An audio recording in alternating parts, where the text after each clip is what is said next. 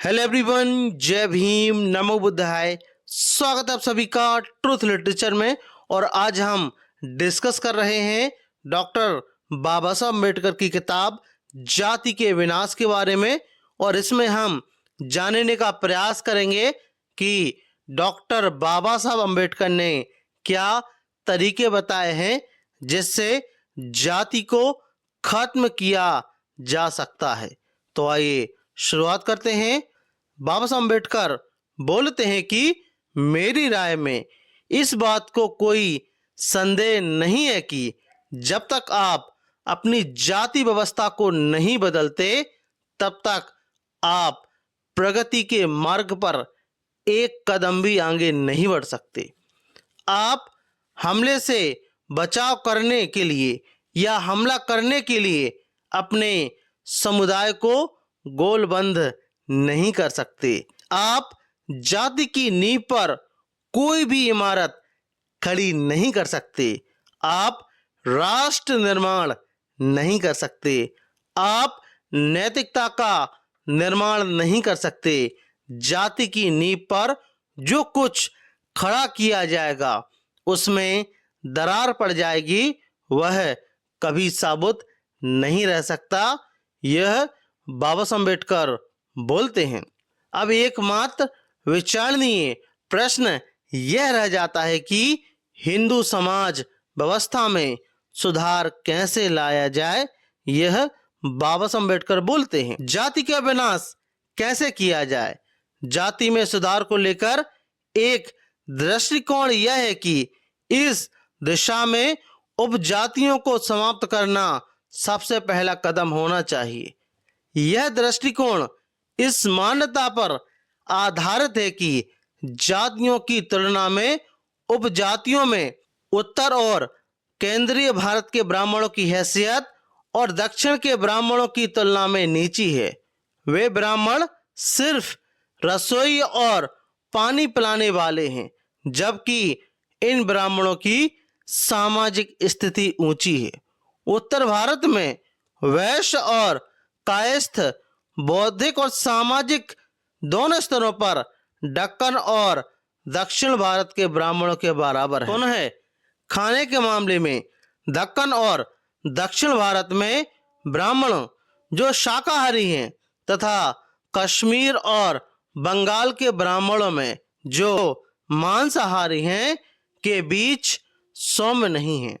दूसरी तरफ जहां तक खाने पीने का संबंध है, दक्कन और दक्षिण भारत के ब्राह्मणों गुजरातियों, मारवाड़ियों, बनियों और जैनों जैसे गैर ब्राह्मणों में ज्यादा सौम्य है। इसमें कोई संदेह नहीं है कि एक जाति से दूसरी जाति में जाने के लिए उत्तर भारत के कायस्थों और दक्षिण भारत के अन्य गैर ब्राह्मणों का दक्कन और द्रविड़ क्षेत्र के गैर ब्राह्मणों का विलय ज्यादा व्यवहारिक है, बजाय दक्षिण भारत के ब्राह्मणों और उत्तर भारत के ब्राह्मणों के बीच विलय की। लेकिन मान लीजिए कि उपजातियों का विलय संभव है, तो इसकी क्या गारंटी है कि एक जातियों का खात्मा आवश्यक रूप से जातियों के विनाश का मार्ग प्रशस्त करेगा। इसके विपरीत यह भी हो सकता है कि यह प्रक्रिया उपजातियों के खात्मे पर ही रुक जाए।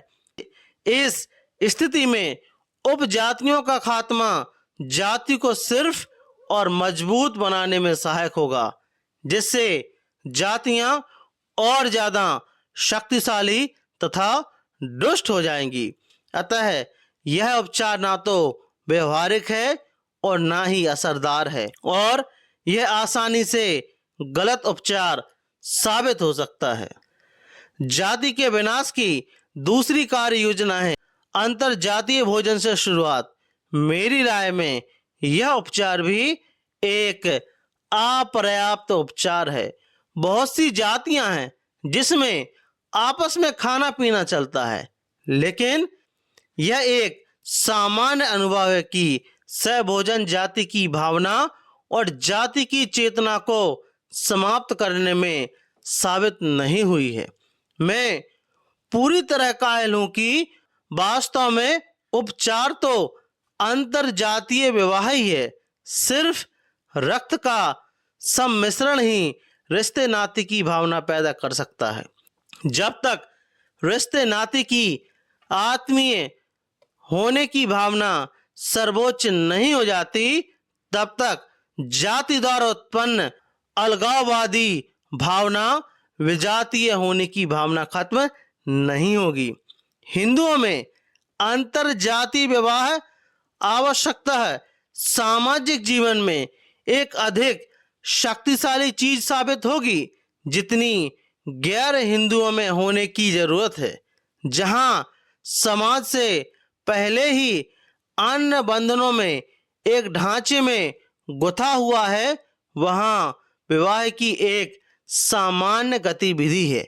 लेकिन जहां समाज टुकड़ों टुकड़ों में बटा हुआ है, विवाह एक जोड़ने वाली शक्ति के रूप में फौरी जरूरत की चीज बन जाता है।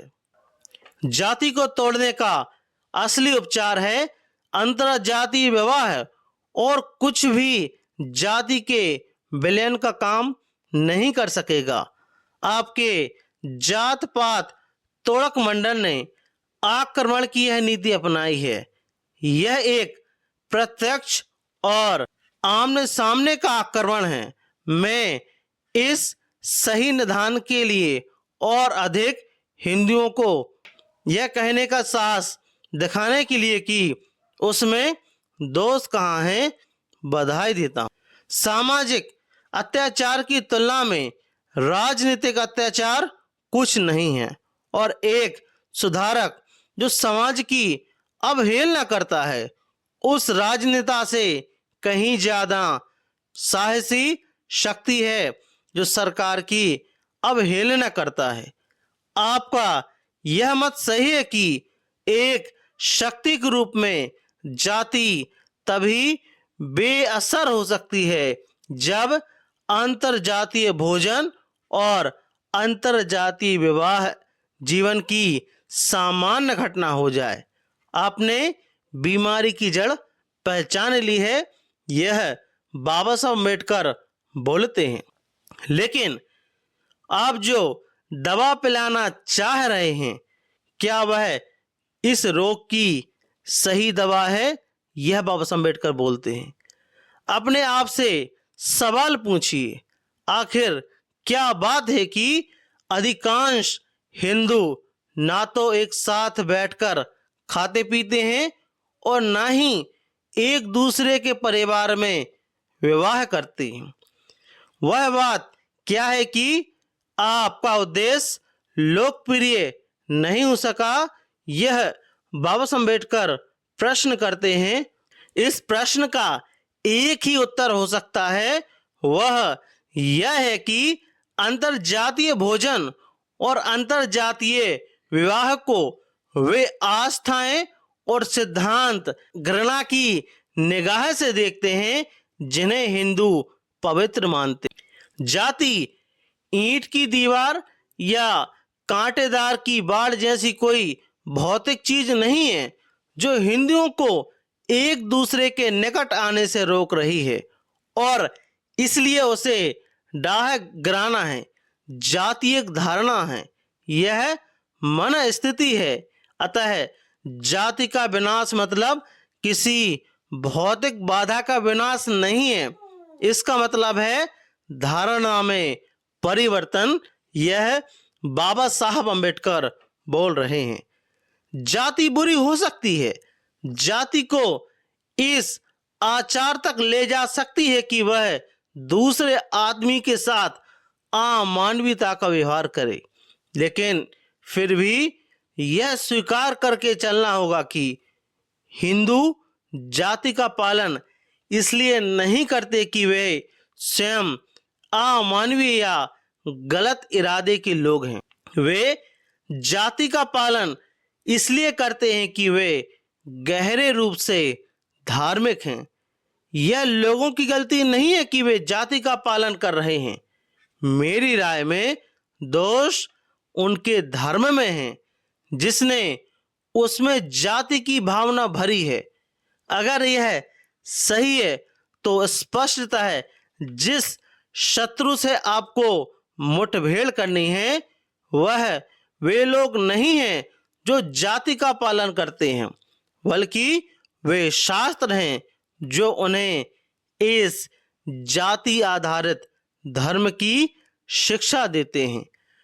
अंतर भोजन और अंतर विवाह को मान्यता ना देने के लिए लोगों की आलोचना करना या उनकी हंसी उड़ाना अथवा समय समय पर अंतरजातीय भोजन का आयोजन करना या अंतरजातीय विवाह का उत्सव मनाना अभिलषित लक्ष्य को प्राप्त करने की दृष्टि में व्यर्थ है। असली इलाज है शास्त्रों की पवित्रता में विश्वास को खत्म करना। अगर आप शास्त्रों को लोगों के विश्वासों और मतों को एक खास ढांचे में ढालते रहने की इजाजत देते हैं तो आप सफल होने की उम्मीद कैसे कर सकते हैं। शास्त्रों की सत्ता पर प्रश्न न करना, लोगों को उनकी पवित्रता और उनके द्वारा निष्कृष्ट शुभ अशुभ में विश्वास करने देना और फिर लोगों को दोष देना और उनके कृत्यों के लिए उनकी आलोचना करना अतार्किक है और अमानवीय भी। सामाजिक सुधार के उद्देश्य से इसका कोई मेल नहीं है। अस्पृश्यता का निवारण करने की दिशा में काम कर रहे सुधारक, जिसमें महात्मा गांधी भी शामिल हैं, यह महसूस करते प्रतीत नहीं होते कि लोगों के कृत्य उनके दिमाग में शास्त्रों द्वारा बैठा दी गई है, आस्थाओं का परिणाम मात्र है। और जब तक शास्त्रों की पवित्रता में लोगों की आस्था है, इसका जिस पर उनका आचरण आधारित है, खत्म नहीं होती, तब तक आप लोग आचरण नहीं बदलेंगे। यह कोई आश्चर्य की बात नहीं है कि ऐसे प्रश्नों का कोई परिणाम नहीं निकलता। अस्पृश्यता को समाप्त करने के उद्देश्य से काम करने वाले समाज सुधारकों ने जो गलती की है, वही गलती करते हुए आप भी दिखाई दे रहे हैं। अंतरजातीय भोज और अंतरजातीय विवाह का आयोजन करना और इसके लिए आंदोलन करना कृत्रिम तरीके से जबरदस्ती खाना खिलाने की तरह है। प्रत्येक पुरुष और स्त्री को शास्त्रों की गुलामी से मुक्त करो, उनके दिमाग को शास्त्रों पर आधारित विघातक धारणाओं से आजाद कर सक्षम करो, तब वह पुरुष या स्त्री अपने आप अंतरजातीय भोज और अंतरजातीय विवाह करने लगेगी। आपको उन्हें कहने की जरूरत नहीं पड़ेगी कि आप ऐसा करें। वाक छल का सहारा लेना बेकार है। लोगों से कहना बेकार है कि व्याकरण सम्मत ढंग से पढ़ा जाए या तार्किक ढंग से व्याख्या की जाए। तो शास्त्र वह नहीं कहते जो समझते हैं। महत्व इस बात का है कि लोग शास्त्रों में लिखे हुए खुद को कैसे समझते हैं। आपको वह स्टैंड लेना होगा जो बुद्ध ने लिया था। आपको वह स्टैंड लेना होगा जो गुरु नानक ने लिया था। आपको सिर्फ शास्त्रों का परित्याग ही नहीं करना है, बल्कि उनकी सत्ता को भी अमान्य करना होगा, जैसा बुद्ध और नानक ने किया था। आपको हिंदुओं को यह कहने का साहस संजोना होगा कि उनके धर्म में ही त्रुटि कहाँ है। जिस धर्म ने उनके दिमाग में जाति की पवित्रता की धारणा पैदा की है, क्या आप यह करने का साहस दिखाएंगे, यह बाबा साहब अम्बेडकर बोलते हैं और कहते हैं कि यदि आपको जाति को खत्म करना है तो आपको धर्म की मान्यता को खत्म करना पड़ेगा, तभी यह संभव हो सकेगा। आपका इस बारे में क्या मानना है, प्लीज़ हमें कमेंट बॉक्स में ज़रूर बताएं। यदि आप ट्रुथ लिटरेचर पर नए हो, ट्रुथ लिटरेचर को आप सब्सक्राइब जरूर करें, साथ ही साथ हमारी वीडियोस को शेयर ज़रूर करें। जय भीम, जय भारत।